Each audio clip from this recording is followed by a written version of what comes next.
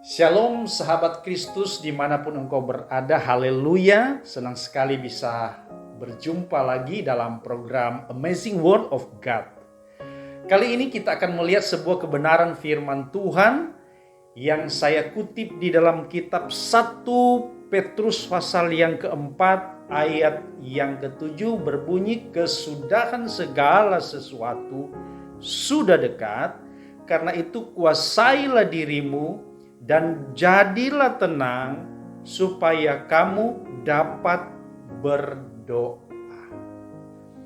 Ayat firman Tuhan ini bersifat, yang pertama sifatnya pastoral, yang kedua bersifat nubuatan. Maksudnya Rasul Petrus ketika dia menulis kebenaran firman Tuhan ini, dia ingin mengingatkan kepada jemaat Tuhan pada masa di mana dia hidup. Jadi firman Tuhan ini datang kepada gereja Tuhan, jemaat Tuhan di mana di masa dia hidup. Dia juga menjadi gembala bagi jemaat Tuhan pada masa itu, Bapak Ibu. Nah, firman Tuhan juga ini bersifat nubuatan. Selain bersifat pastoral, firman Tuhan ini juga bersifat nubuatan. Artinya firman yang mengingatkan gereja Tuhan di akhir zaman untuk supaya berjaga-jaga. Karena saya yakin Rasul Petrus ini dipakai Tuhan dengan luar biasa, ya. Para murid-murid Yesus, para rasul-rasul Tuhan, mereka diberikan hikmat pengilhaman dari Tuhan untuk menyingkapkan atau membuka rahasia-rahasia kebenaran firman Tuhan lewat tulisan-tulisan mereka ini, supaya gereja Tuhan berjaga-jaga, berhati-hati, dan tetap waspada.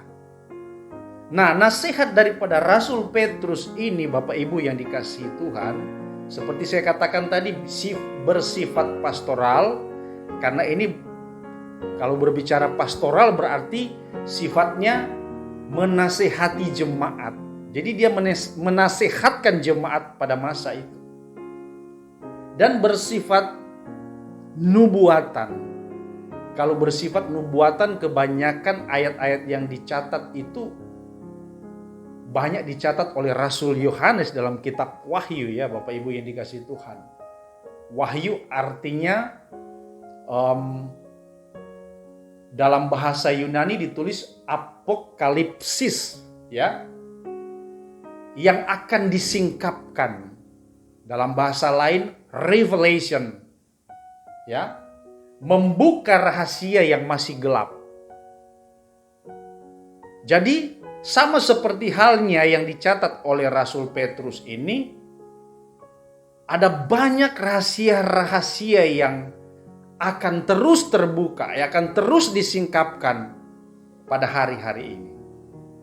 Nah, kita melihat apa nasihat, ya, apa yang menjadi suatu peringatan dari Rasul Petrus bagi kita semua. Yang pertama di sini firman Tuhan katakan, kesudahan segala sesuatu sudah dekat, ya. Terjemahan lama katakan, tetapi zaman akhir itu sudah dekat. Karena zaman akhir itu sudah dekat, apa yang perlu dilakukan oleh kita sebagai gereja Tuhan? Di sini yang pertama saya mencatat penguasaan diri. Ya. Penguasaan diri ini adalah sesuatu hal yang sangat berat. Saya katakan sangat berat karena banyak kita, ya, bahkan saya pun merasa kadangkala saya gagal dalam penguasaan diri. Masih terus belajar. Mungkin Bapak Ibu yang menyaksikan tayangan ini, kita semua umat-umat Tuhan, anak-anak Tuhan dimanapun berada, kita menyadari bahwa penguasaan diri ini adalah suatu hal yang sangat berat. banyak kita yang gagal dalam hal penguasaan diri. Penting bagi kita untuk menguasai diri kita di akhir zaman ini, Bapak Ibu yang dikasihi Tuhan. Itulah sebabnya Rasul Petrus dia ingatkan kembali kepada kita. Karena akhir zaman ini sudah dekat. Karena kita sedang hidup di akhir zaman ini. Sikap kita yang pertama tadi saya katakan harus ada penguasaan diri. Ya, puji Tuhan. Penguasaan diri ini saya mau dapat katakan bahwa ini bersifat menyeluruh di dalam diri kita. Maksudnya, apa yang harus kita kuasai? Yaitu panca indera kita, Bapak Ibu. Menguasai mata kita, mulut kita, apalagi pikiran kita, telinga kita, Bapak Ibu ya. Perlu dikuasai ini seluruh panca indera kita ini. Kadangkala kan kalau kita sudah mendengar hal-hal yang tidak memuaskan hati kita, sudah mendengar hinaan orang ya, mungkin membuat diri kita lemah ya, apa cakap orang, apa kata orang tentang diri kita. Kalau kita tidak kuasai telinga ini, kita bisa termakan dengan apa yang mereka katakan kepada kita. Apalagi mulut ya, perlu juga dijaga.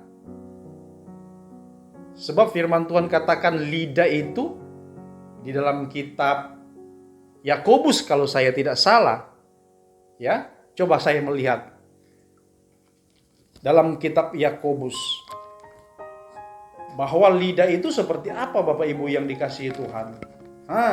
Yakobus pasal yang ketiga.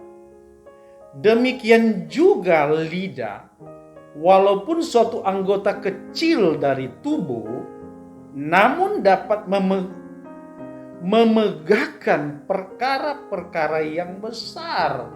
Ya. Ada lagi dalam ayat yang ke-9, Yakobus pasal yang ketiga, dia katakan, dengan lidah kita memuji Tuhan, Bapa kita, dan dengan lidah kita mengutuk manusia yang diciptakan menurut rupa Allah. Ayat 10. Dari mulut yang satu keluar berkat dan kutuk. Hal ini saudara-saudaraku tidak dibolehkan demikian terjadi. Wow. Hati-hati dengan mulut kita. Mulut ini kita pakai untuk memuliakan Tuhan. Amin. Mulut ini kita pakai untuk memberkati orang. Amin, Bapak Ibu. Jangan sampai seperti Yakobus katakan, mulut kita ini seperti mata air juga ya. Selanjutnya ada ayat yang dikatakan dalam ayat yang ke-11 Yakobus pasal 3. Adakah sumber memancarkan air tawar dan air pahit dari mata air yang sama? Jadi mulut ini ibarat sebagai sumber mata air. Ya, bisa mengeluarkan air yang bagus, ya. Bisa juga mengeluarkan air yang pahit. Bisa mengeluarkan kata-kata mengutuk, bisa mengeluarkan kata-kata memberkati. Jadi, saya mau ingatkan bagi kita semua, kuasai mulut. Kuasai mulut. Kita pakai memuliakan Tuhan. Kita pakai untuk mendorong, menyokong rekan-rekan kita, sesama jemaat Tuhan, supaya mereka bangkit. Kita pakai untuk memberitakan Injil. Kita pakai untuk memberkati banyak orang. Haleluya. Dan masih banyak lagi. Panca indera, mata. Ya. Kalau kita sudah pergi ke mall, ya, melihat sesuatu yang wah, walaupun mungkin di poket kita ini uang kita mungkin terbatas, tetapi karena mata ini, aduh baju ini bagus betul, aduh kasut ini bagus, dan lain-lain sebagainya. Kalau kita tidak kuasai, terpaksa mungkin uang deposit buat bayar sewa rumah, mungkin buat bayar kredit mobil, kereta, apalagi untuk keperluan-keperluan yang sangat penting mungkin uang yang kita simpan, karena mata ini tidak bisa dikuasai. Akhirnya habis ludes uang yang kita simpan. Jangan sampai mata ini bisa mencelakakan, ya, bisa merusak kerohanian kita juga, ya. Dengan mata kita melihat hal-hal yang negatif, pikiran kita pun ikut menjadi negatif, sehingga akan berdampak buruk bagi kesehatan kita, apalagi kerohanian kita, Bapak Ibu yang dikasihi Tuhan. Jadi mari kita kuasai seluruh panca indera kita, ya. Pendengaran kita, mulut kita, mata kita, pikiran kita. Ya. Efesus katakan, marilah kita memikirkan perkara-perkara yang di atas, bukan yang di bumi. Ya. Jadi kita belajar supaya panca indera kita ini kita pakai, kita pergunakan untuk memuji, memuliakan nama Tuhan. Kita pakai sebagai sarana untuk mendekatkan diri kita dengan Tuhan, sehingga boleh berdampak kepada banyak orang. Jadi mari kita kuasai hati, pikiran kita, mata kita, mulut kita, telinga kita, ya. Kita minta kuasa Tuhan, kita minta Roh Kudus menguasai seluruh panca inderamu, supaya kita tidak menjadi orang yang celaka nantinya. Yang kedua, kita kembali melihat dalam 1 Petrus pasal yang keempat tadi. Nah, yang pertama tadi kan menguasai diri, dan yang kedua menjadi tenang. Nah, jadi sikap kita sebagai gereja Tuhan, sebagai umat Tuhan pada akhir zaman ini, dengan segala keadaan yang begitu kompleks, dengan situasi, ya, situasi yang membuat iman percaya kita mungkin mulai lemah, putus asa, stres, ya, karena begitu banyak tekanan-tekanan yang terjadi, ketidaknyamanan, ya. Mau keluar tidak nyaman, beraktivitas tidak aman, dan lain sebagainya. Membuat diri kita tertekan. Itulah keadaan akhir zaman, Bapak Ibu yang dikasihi Tuhan. Tetapi firman Tuhan mengingatkan kita. Yang kedua saya mau katakan bahwa kuasai dirimu dan jadilah tenang. Kita mau jadi tenang. Nah, pernah dalam khotbah saya pada waktu-waktu yang lalu saya katakan bahwa banyak orang Kristen karena dia tidak tenang, hatinya mulai gelisah, ya, pikirannya mulai kacau, pikirannya mulai tidak terkendali, tidak terkontrol, ya. Akhirnya apa yang dia buat? Dia mulai mencari alternatif lain. Ya. Karena dia mengandalkan Tuhan, dia berharap kepada Tuhan. Sekian lama saya bergumul, sekian lama saya berdoa. Justru pada masa-masa ini tambah sulit. Tuhan, justru pada masa-masa ini keluarga saya mengalami banyak pergumulan, Tuhan. Justru pada masa-masa ini keluarga saya mengalami sakit, penyakit, ya, dan lain sebagainya. Mulai tidak tenang di dalam diri. Hati-hati Bapak Ibu. Manusia kalau sudah tidak tenang, dia akan mencari alternatif lain. pergi cari bumo, pergi cari dukun. Ya. Yang katanya orang pintar. Mana pintar? Di mana pintar? Di mana pandainya dukun-dukun itu? Mereka katakan mereka pandai memberikan solusi kepada customer mereka ya yang datang. Supaya bisnis berhasil lah, supaya kaya lah. Wah, mereka aja tinggal di gubuk, Bapak Ibu yang dikasihi Tuhan. Dikatakan pandai.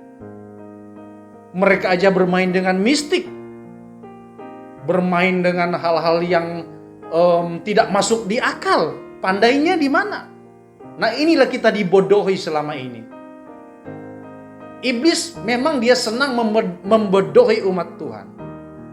Dia senang menipu. Ya, itulah iblis. Pekerjaannya selain mencuri, membunuh dan membinasakan, iblis itu penipu yang sangat ulung. Dia mulai berbisik, "Sudahlah, kamu kan sudah banyak persoalan, percuma kamu berharap kepada Tuhan. Pergi sana, pergi cari orang pandai." Mana pandai mereka? Yang ada kita tambah susah. Itu kenyataan Bapak Ibu yang dikasihi Tuhan. Mungkin ada yang pernah lakukan itu. Jangan. Saya katakan jangan lakukan. Kita akan menjadi orang-orang yang menduakan Tuhan. Ada istilahnya sinkritisme. Hari Minggu pergi ke gereja, menyembah Tuhan, menangis, berbahasa roh. Hari Senin, Selasa, dia atur jadwal, ya, dia buat schedule, pergi berjumpa dengan dukun, berjumpa dengan orang-orang yang kita harapkan menguntungkan diri kita, tetapi pada kenyataannya membuat engkau, keluargamu hancur. Tuhan sangat marah dengan orang-orang yang menduakan hatinya. Kalau engkau mengaku orang Kristen, fokus serius dengan Tuhan. Amin? Serius dengan Tuhan. Kalau kita fokus sepenuh hati, pikiran, seluruh tubuh jiwa raga kita fokus dengan Tuhan, saudara, segala sesuatu akan terjadi indah pada waktunya. Ya, firman Tuhan katakan orang yang mendua hati jangan berharap dia akan menerima sesuatu dari Tuhan. Coba kita lihat saudara, biar jelas. Yakobus pasal yang pertama ya. Yakobus pasal yang pertama ayat 6, 7 dan 8. Ayat 6, hendaklah ia memintanya dengan iman dan sama sekali jangan bimbang, sebab orang yang bimbang sama dengan gelombang laut yang diombang-ambingkan kian kemari oleh angin, ya. Orang yang tidak fokus, tidak sepenuh hati meminta kepada Tuhan, tidak sepenuh hati memuji menyembah Tuhan, itu orang yang bimbang seperti gelombang laut. Firman Tuhan katakan tidak ada ketetapan hati, ya. Ayat selanjutnya, orang yang demikian janganlah mengira bahwa ia akan menerima sesuatu dari Tuhan. Jadi janganlah engkau mengira, jangan engkau berharap, ya. Kalau engkau masih menduakan hati, ya, katakan engkau menyembah Yesus, percaya Yesus, setia beribadah, tetapi masih melakukan tradisi-tradisi ritual nenek moyang, masih menyembah berhala, menduakan Tuhan, jangan berharap engkau akan mendapatkan sesuatu dari Tuhan. Tegas firman Tuhan katakan. Ayat yang ke-8. Sebab orang yang mendua hati tidak akan tenang dalam hidupnya. Haleluya. Luar biasa Tuhan. Orang yang mendua hati tidak tenang di dalam hidupmu, Bapak Ibu. Kalau engkau masih melakukan praktek-praktek penyembahan berhala, mulai saat ini bertobat, tinggalkan semua itu. Engkau tidak akan tenang. Firman Tuhan yang katakan, bukan Pastor Roy yang katakan. engkau tidak akan mengalami ketenangan di dalam hidup. Kita mulai rubah sikap kita dengan Tuhan. Kita serius dengan Tuhan. Serius, sungguh-sungguh dengan Tuhan. Jangan main-main, saudara. Karena kita ada pada masa-masa penampian hari-hari ini. Ya, gereja Tuhan memang benar-benar sedang pada masa-masa pengujian, masa-masa pemisahan, ya. Sama seperti emas. Sebagai logam yang mulia, segala yang kotor, segala yang bukan logam mulia, ya. Segala unsur-unsur yang bukan unsur emas itu dipisahkan, dibuang. Yang Tuhan inginkan kualitas emas. Gereja pun seperti demikian. Allah menginginkan kualitas emas. Kalau kualitas emas adalah orang-orang yang tidak pernah menduakan Tuhan di dalam hidupnya. Sehingga engkau akan melihat ada banyak mujizat. Karya Tuhan akan terjadi di dalam hidup. Yang ketiga, Bapak Ibu, langsung saja yang ketiga. Saya mencatat di sini sikap gereja Tuhan pada akhir zaman ini yang harus diperhatikan, yaitu tetap tekun di dalam doa, ya.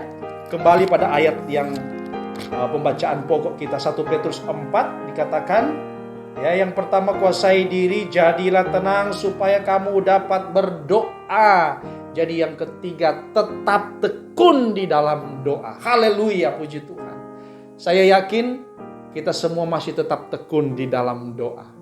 Walau bertahun-tahun, ya, berbulan-bulan, berminggu-minggu, sudah lama engkau bergumul, engkau berdoa, mungkin sampai detik ini seperti belum ada tanda-tanda mujizat yang terjadi. Tetapi saya mau ingatkan, dengan kasih Kristus tetap tekun di dalam doa.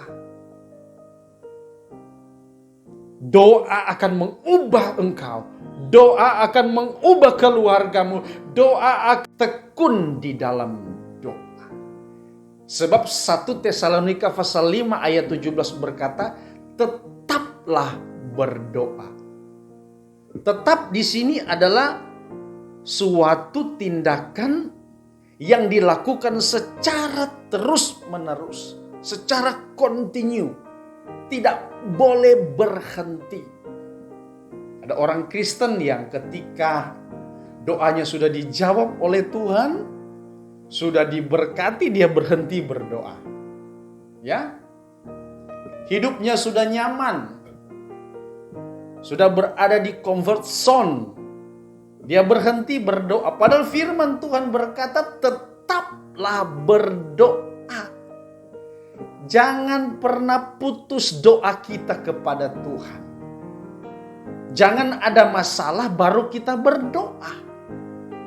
Ya. Jangan, Bapak Ibu yang dikasihi Tuhan. Kalau kita menjadi Kristen yang sejati, engkau tidak akan pernah meninggalkan kehidupan doa. Ya. Kehidupan doa ini adalah suatu hal yang tidak boleh terpisahkan dari kehidupan kita. Karena saya mau katakan, doa adalah suatu hasrat kita kepada Tuhan. Keinginan kita kepada Tuhan. Apa sebab dengan doa akan ada suatu keintiman, hubungan yang erat, ya, antara umat Tuhan dengan Bapa kita di surga. Jadi kita boleh menyampaikan segala keluhan-keluhan kita. Kalau kita dekat dengan Bapa, Bapa akan sangat mengerti, akan sangat memahami apa yang menjadi persoalanmu hari-hari ini. Karena doa mendekatkan kita dengan Bapa. Kalau kita sudah tidak pernah berdoa, bagaimana Bapak Ibu? Kalau kita sudah tidak pernah berkomunikasi lagi dengan Bapa, kalau kita tidak pernah berhubungan lagi dengan Bapa, ya, itu tandanya hubungan kita sudah jauh. Dan pasti Bapa tidak mengetahui apa yang engkau alami hari-hari ini. Tapi kalau kita selalu ada komunikasi, ya, ada interaksi antara Bapa dan anaknya, otomatis Bapa akan mengetahui setiap keluhan-keluhan yang dihadapi oleh anaknya. Demikian dengan Bapa kita yang di surga. Saya mau katakan bahwa doa adalah komunikasi kita dengan Allah, agar supaya segala keinginan kita, hasrat kita boleh sampaikan kepada Bapa. Dan Bapa mengetahui isi hatimu lewat setiap untayan doamu. Jadi jangan pernah berhenti berdoa ya. Jangan ada masalah baru engkau berdoa. Jangan seperti itu Bapak Ibu yang dikasihi Tuhan. Tetapi mari, kalau engkau mungkin mulai jauh, tidak pernah berdoa lagi, mari hidupkan kembali kehidupan doa kita. Mesbah doa dalam rumah tangga itu sangat perlu ya Bapak Ibu. Sangat perlu. Sebelum tidur, bangun tidur, kita buat mesbah doa bersama dengan keluarga kita. Ya, firman Tuhan katakan dalam Wahyu pasal yang ke-5 ayat yang ke-8. Coba saya akan buka Wahyu pasal yang ke-5 ayat yang ke-8. Apa di sana firman Tuhan katakan? 5 ayat yang ke-8 ya. Ketika ia mengambil gulungan kitab itu, tersungkurlah keempat makhluk dan ke-24 tua-tua itu di hadapan anak domba itu, masing-masing memegang satu kecapi dan satu cawan emas penuh dengan kemenyan. Itulah doa orang-orang kudus. Jadi doa orang-orang kudus itu ibarat seperti kemenyan yang dibakar. Ada asap ya. Kemenyan kalau dibakar itu kita akan cium ada bau yang wangi, bau yang harum. Demikian juga dengan doa kita. Ketika engkau berdoa, sama seperti engkau sedang membakar kemenyan, akan menjadi suatu dupa harum. Asapnya akan naik sampai ke hadirat Tuhan. Sehingga Allah akan sangat respect. Allah akan sangat peduli memperhatikan setiap umat-umat yang senantiasa menaikkan doa di hadapan Tuhan.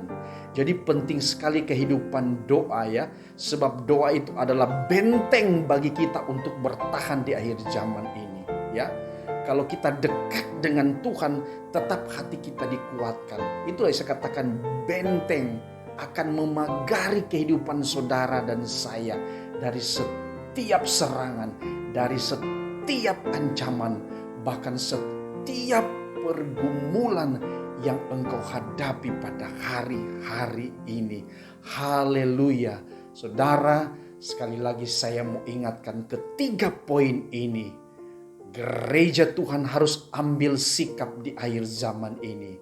Yang pertama, engkau harus menguasai dirimu. Yang kedua, engkau tetap menjadi tenang ya. Kita tetap tenang menghadapi pergumulan hari-hari ini. Dan yang ketiga tentunya engkau tetap berdoa.